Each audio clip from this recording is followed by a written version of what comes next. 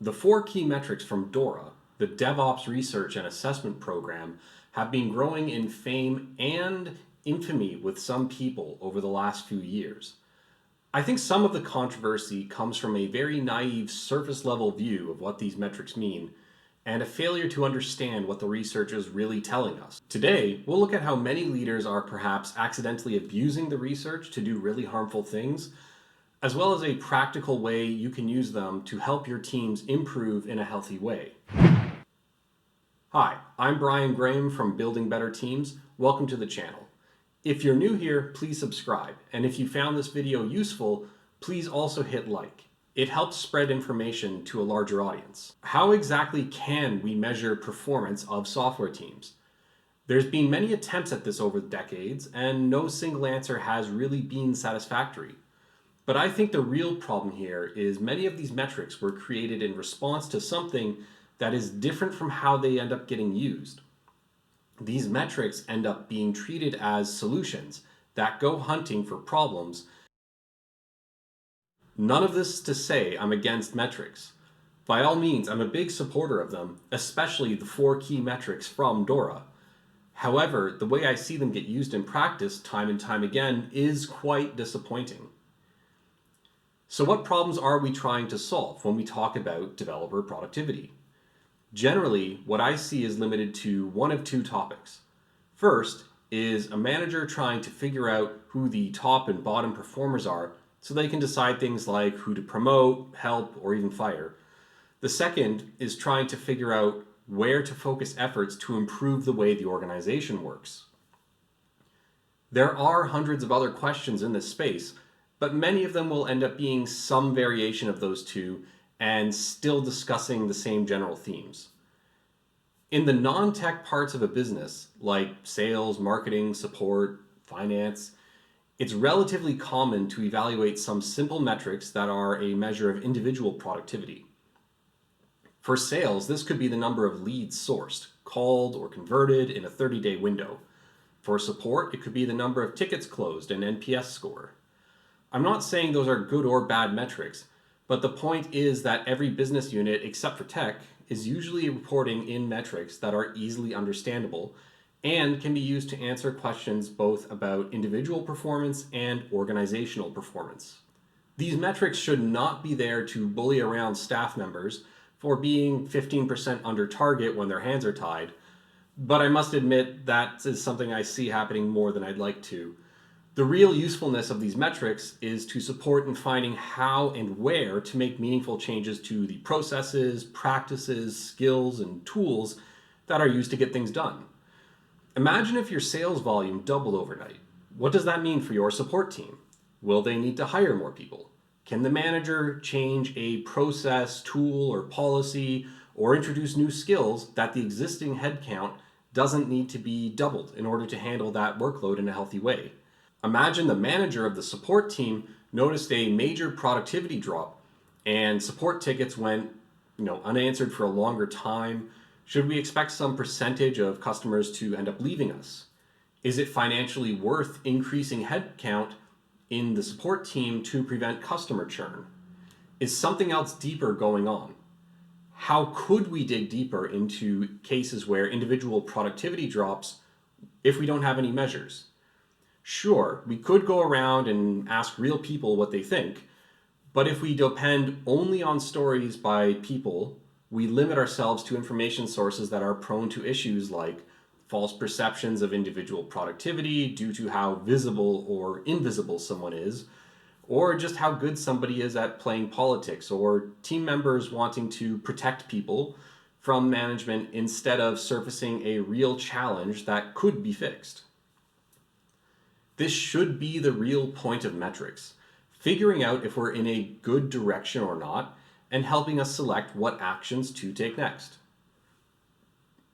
More often than not, software team management ends up making decisions without any measurements or indicators, often biasing decisions on gut feelings or over-indexing on success stories they picked up by random chance, or just internal gossip about which developers are the good ones. Sometimes people in these leadership positions deeply defend their gut feelings and have come to believe that it is the right way to measure things. I've even seen this arbitrary guesswork baked into career frameworks, stating things like, has a good gut feeling for fill in the blank. I don't mean that experience doesn't have usefulness, but the way tech leadership uses their personal experiences to guide an organization needs to be more than an undisciplined vibe check. Having data and frameworks that focus us into specificity get us out of traps like promoting and celebrating people who are popular or visible, and gets us out of complaints such as the team is just not senior enough. I bring this up because often I see many developers and leaders in tech calling for the end of trying to measure team or individual productivity, often raising arguments such as tech is not a factory, so it cannot be measured that way, or there's no suitable way to measure productivity because everything has an edge case where it can be gamed and misunderstood. And commonly, the conclusion that they form is that no metrics can be useful given those two arguments. This is a common train of thought in our industry, and I must say I find it quite odd. When a production incident happens, those same people use metrics dashboards with concrete data that doesn't really map specifically to the solution, but somehow they use those metrics, logs, and error reports to help them isolate and solve critical system failures, get the system back online, redesign architecture around the issue, and things like that. It's odd that the group of people so accustomed to using data to solve problems don't see how that model of thinking can work outside of a software system and be used to help us improve human systems too. It's not like any of the people on the dev team truly believe the point of tracking CPU and memory usage is to ensure we have 100% CPU utilization, maybe 110% because our CPUs are extra ambitious this quarter. That would be silly. My personal opinion is that this entire debate is hiding the real issue around metrics. People in teams are often concerned that a manager who's acting foolish doesn't understand the metrics and will abuse them and make everyone miserable. Fighting against metrics is a political ploy by the team to try and obscure performance issues from a management culture that tends to respond in unhelpful or stressful ways to that information. This is the part teams should be specific and louder about, expecting concrete actions and accountability that improves the organization from the people they granted performance data to. If leadership is an enabler, they actually need to do that enablement work. If leadership is a function just to apply pressure against a number, we can replace them with a spreadsheet and a cron job and shave millions off our yearly expense report. In 2023, McKinsey released that now infamous article, which gained unfortunately too much traction with executives, despite it being rejected by many authors of frameworks they used and refuted by many of the top thought leaders in tech. And to be frank, this is the guidance we deserved, not the guidance we needed. This is the article our industry set itself up for, based on how we behave around metrics. The McKinsey paper was titled exactly, "Yes, you can measure software developer productivity," and I can guarantee you every word in there was specifically chosen to appeal to business leaders who are frustrated with tech leaders not being able to provide any measurement. Wrapping a statement like, "Just trust me, I know good when I see it because I have lots of experience," with some fancy exec-you-speak vocabulary, it's not really cutting it. It's especially painful for business leaders when you notice that the tech budget is often the single largest expense item in many tech companies, often multiples higher than the next closest department. Asking for such a large slice of the total budget to have no productivity metrics at all is quite honestly irresponsible management. Worse, this compounds one of the chief complaints we hear time and time again in nearly every tech company. Getting buy-in to do critical tech improvement or tech debt work doesn't happen as much as it needs to. And my opinion here is that because commonly the arguments are without any merit. They just depend on the highest paid person in your tech org to say to other business counterparts, "Just trust me, I know we need this." It really only works when the business leaders get desperate with poor performance and have no other options other than rolling the dice. It should be obvious by now, we have a major industry-wide communication failure between tech, product, and business job functions, as well as up and down the reporting structure. The thought leaders, being advocates for no transparency in performance, while possibly well-intentioned, is one of the key motivators for the types of ideas that we found in that McKinsey article, and in my view, one of the reasons the environment doesn't improve quickly in your tech org. And it's not just McKinsey that is trying to fill this gap. An entire category of metrics provider companies have grown like mushrooms over the last few years. Most of them market themselves as easy plug-and-play answers. In general, they collect data from your ticket software, wikis, chats, and Git repos, and they turn those into various dashboards and reports that discuss those numbers. To give you some idea of how much the business really wants to get the data and solve this, those third-party plug-and-play dashboards will typically cost your company some 5-figure sum of money. 50 grand per year is not unheard of for companies with just 100 developers. What companies get in return, however, is often a bunch of tools and reports that lead decision makers down the wrong path, looking at a known incorrect model of productivity, for example, pull requests, lines of code, etc., and offering that kind of report as a ranked list with the highest developer to the lowest developer for those metrics. It's exactly in this moment that having no real thinking from inside our teams allows bad thinking to overtake a tech organization's leadership. They have nothing else to go on, especially because the people who could have made it clear and should have did not. So now we're left with a room full of business leaders wondering how to make real changes to run the business better, or even who to promote or fire, and what do they have to support their decisions. In one corner of the room, we have this misleading report, and in the other, we have someone guiding things on gut feelings and random stories they heard about different people in the teams. At this point, it shouldn't be hard to see why keeping decisions distanced from information creates a bad tech organization. DORA's 4 key metrics are a total mismatch for measuring individual productivity. Many people skim the surface of what DORA tells us and assume it can be used for individual productivity metrics. But everything in the research was centered around team measures of team productivity. There's a flawed line of thinking that team success is always an aggregate of individual metrics. Yes, in some cases, such as a 1950s factory, the number of goods produced by every individual at their own workstation often just sums together to the number of widgets the entire factory produced. Well, it's possible some tech orgs are structured this way, with each individual contributor being a de facto team of one and fully end-to-end delivering their own thing. It's not very common.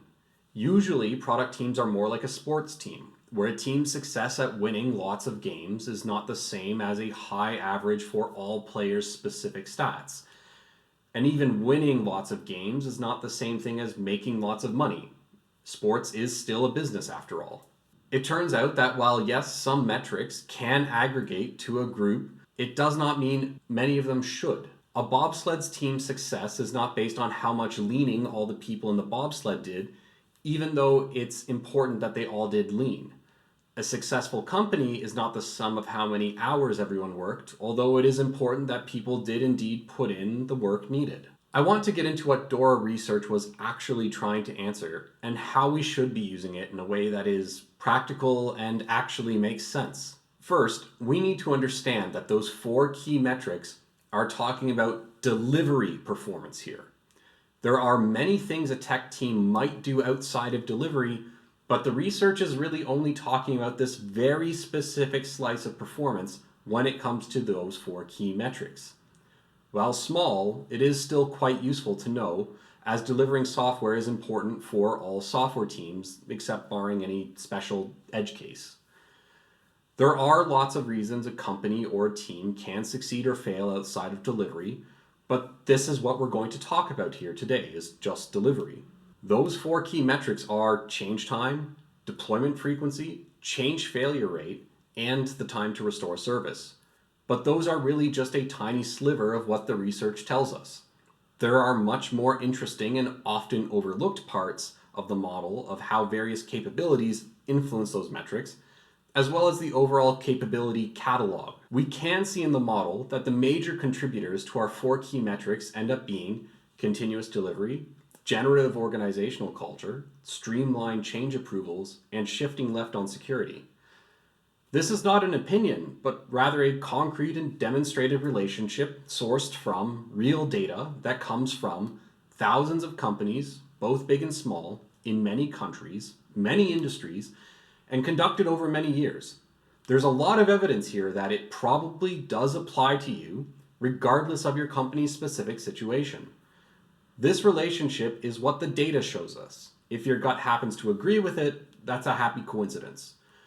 We also know that those 4 factors can improve the ability of an organization to reach commercial and non-commercial goals, as well as individual job happiness and satisfaction. This is really why DORA is something interesting for us to discuss. It gives us a model that shows us how to improve business outcomes and individual well-being.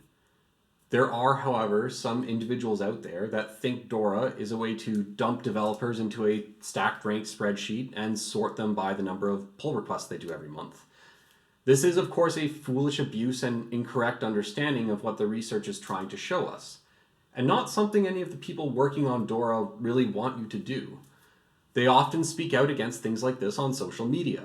Those 4 are really about where you can make both delivery performance and well-being go up or down. And knowing about them will give us strong indications about where managers actually have to apply some effort in order to improve their business.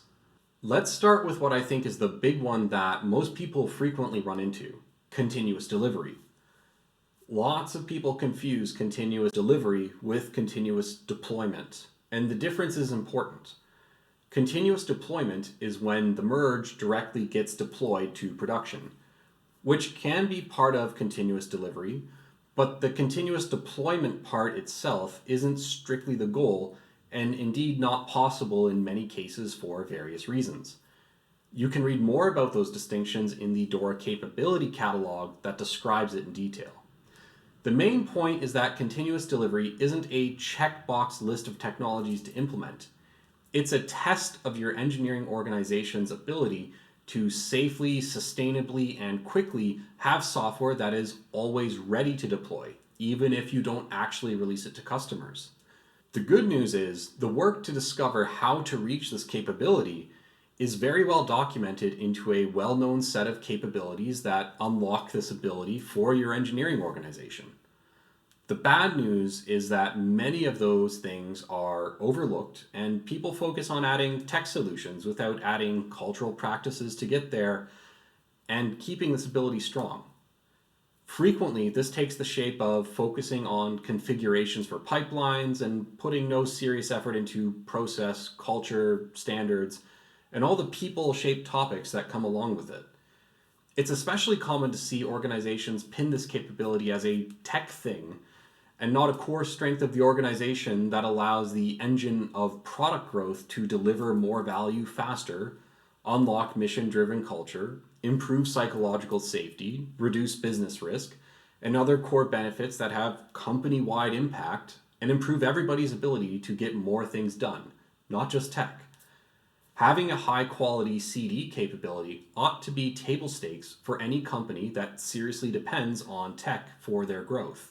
One of the major challenges here is often getting alignment, and usually companies that are missing strong CD capabilities but want to build them will go through a J-curve of value on a CD project, where we need to invest a lot of capabilities before results will materialize, which means we need really strong communication inside the tech org, but especially outside of the tech org, so everyone understands the value we're going after here and why. Interestingly enough, having a strong CD capability also improves another major capability inside of DORA, having a generative org culture. But what exactly does it mean to be generative? In this case, we're talking about a culture that enables people to truly work together in a way that creates a high trust environment and emphasizes information flow. In a 2004 article, A Topology of Organizational Cultures, Westrom provides a great summary of how to evaluate information flows in a culture. So I'll just quote parts of his work directly. I would identify 3 typical patterns. The first is a preoccupation with personal power, needs, and glory. The second is a preoccupation with the rules, positions, and departmental turf. The third is a concentration on the mission itself, as opposed to a concentration on persons or positions. I call these respectively pathological, bureaucratic, and generative patterns. Pathological circles tend to view information as a personal resource to be used in political power struggles. It will be withheld or doled out as a weapon to advance particular parties within the organization. When bureaucratic organizations need to get information to the right recipient, they are likely to use the standard channels and procedures. These standard channels and procedures are often insufficient in a crisis. In a generative organization, alignment takes place through identification with the mission. The individual buys into what he or she is supposed to do, and it's an effect on the outcome. A sense of ownership is a natural consequence of identification with the leaders and the team. Accordingly, this person will try harder and care more for the outcome. By contrast, in a bureaucratic organization, alignment with the person's own unit or function takes place of alignment with the mission. The department's interests will be fought for without regard for its effect on the mission. In a pathological organization, alignment is typically with a person or a clique whose interests are advanced in preference to other loyalties. What we should identify with here is how obvious it is that better organizational outcomes will be better correlated with that generative culture instead of a pathological one.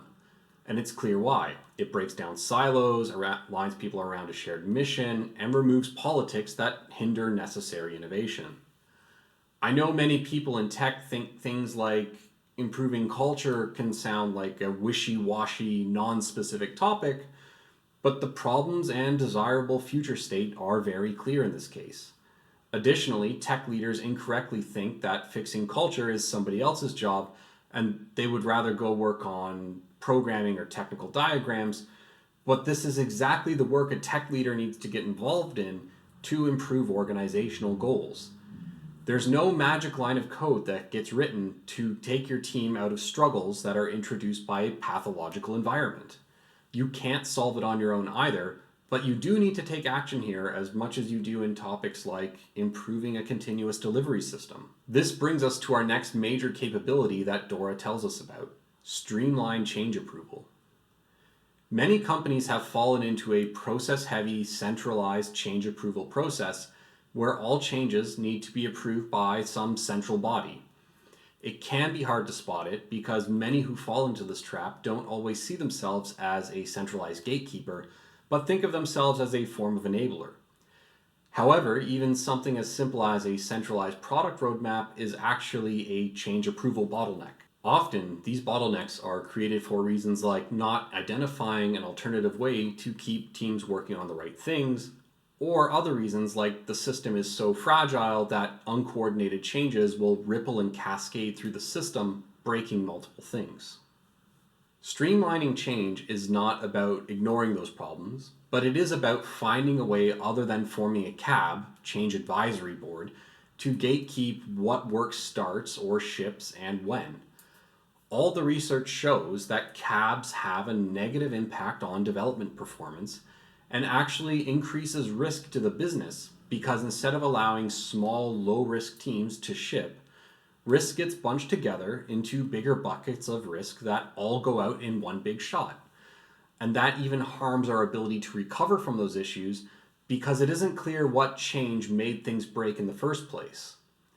There is still room for a CAB in high-performance teams, but the role needs to move from gatekeeper and central authority into a team that can push decision-making power into teams by sponsoring technical changes that remove root problems, establishing a culture that drives such things, adapting processes, and other factors that help decentralize change approval and lets changes gain approval quickly, This doesn't mean we forget quality and ship anything we like.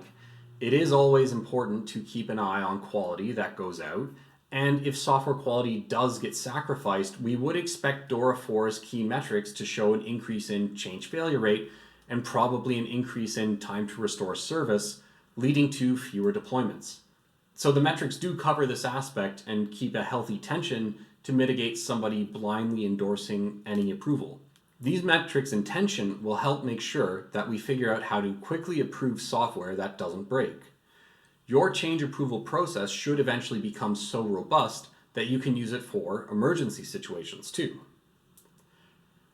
A helpful CAB will facilitate coordination between teams, help get the right skills developed, the right process improvement work sponsored, and weigh in on important decisions as early as possible, if we truly do need it.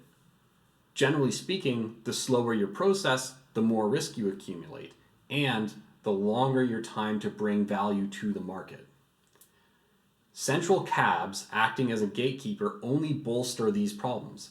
Like I said, it can sometimes be hard to spot a bad CAB.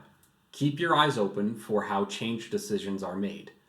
As a quick gut check, look around and see if those decisions are pushed down to the teams to decide, or if you need to get a group of people not inside those teams to make the decisions. And lucky for us, DORA provides us with a diagnostic tool to self-evaluate your team and identify the change approval problems worth solving. The link is below in the description. Another thing that often ends up acting as not only a late stage gate to pass through, but also a general drag on overall speed, is how security gets embedded into the process. DORA calls out a core capability here called shift left on security to work against security being a detractor from organizational performance. Here, the guidance is relatively straightforward. Put security as early into the process as possible. How to do that in practice can take many forms, such as getting security reviews at early design stages, creating common security conventions, getting sensitive code turned into a library and reusing it as pre-approved code so it doesn't need to be checked later on, integrating security scans into your CI system, and there's even more opportunities to let security not be an impediment. Security checks obviously have the potential to reduce organizational performance, but the bigger risks here, in my opinion, is that it increases the likelihood that developers will be convinced of or pressured into ignoring security entirely as a way just to ship faster. This has a tendency to prevent the company from reaching their goals. In the best case, this means the company cannot pass an important security audit and cannot move forward with something like an IPO, fundraising, acquisition, so on. The really bad case here is the company gets successfully attacked and they might not even know about it. You not only risk the exposure of your data, you could end up endangering your customers' personal safety as a result of the data leak, or even your own business's ability to grow by leaking confidential information that allows your company to be undercut by competitors who might never get caught, or operate in countries where the governments don't actually care that they're doing this, or possibly even having your technology held for ransom by criminal gangs. So taking a step back to look at DORA, we can see those four capabilities: continuous delivery, generative organizational culture, streamlined change approval, and shift left on security. Those are the big four capabilities that directly influence well-being and delivery performance in the DORA core model. DORA does offer a lot more information about what influences those capabilities, as well as a fairly large catalog of non-core capabilities, which were relevant in the research but did not fit directly into all the generic cases they tested. So they are still relevant to leaders who want to improve their organization, but the data doesn't show that they're always relevant. You still have to look at them and decide if building those capabilities will help your specific challenges and bring you to a higher performance and well-being. This is the real value of DORA research: figuring out what you need to do to improve your tech org and checking if your changes made some kind of impact. It's not about stack ranking developers in a spreadsheet. It's a tool that shows leaders where they need to get their hands dirty, where they need to prioritize investment, and what they need to change. As I said earlier, there's a lot of very expensive dashboards out there that integrate with your system and pretend to give you some DORA data. But if you ask me, honestly, the return on investment is not there for most cases. Remember, we want to use DORA to guide us in finding actions that will improve our orgs. We don't need daily updates on these things to measure in very accurate detail. We only need that when we can't trust our own people to be honest about their own work, or if we want to keep score and create vanity metrics. My advice is to simply ask each of your teams to use the free Quick Check tool on the DORA website at the end of their next retrospective. Once per team, not individually and not for the entire company. In about 5 to 10 minutes, they'll understand how they benchmark against all teams everywhere, but more importantly, it will give you some big, large indicators about where you need to start working, according to the model, if you really want to improve things. Stack ranking teams or individuals around a misunderstanding of DORA's 4 key metrics doesn't really help you figure out what action to take, and more often than not, it just generates an unhealthy, pathological politics that nobody wants to be a part of. You can find the link to the DORA Quick Check down below in the description. Give it a shot. If you have multiple teams, keep your answers focused on one team at a time to get proper results. You can always combine them and look at them together later on if you need to understand the org-wide view. As a small caveat, make sure your teams understand why you are collecting this data. I've seen teams can get concerned they will somehow skew the data, or the careers of people in the team will be impacted. They need to answer based on actual real-world facts, not fantasy, okay, we deploy every 6 months, but we could deploy every day kind of answers. If you see teams are doing that, it's a hint they've learned to do that in a previous culture that used data incorrectly. To wrap things up on DORA in general, I want to really make it clear that having a way to measure and diagnose challenges will help your team.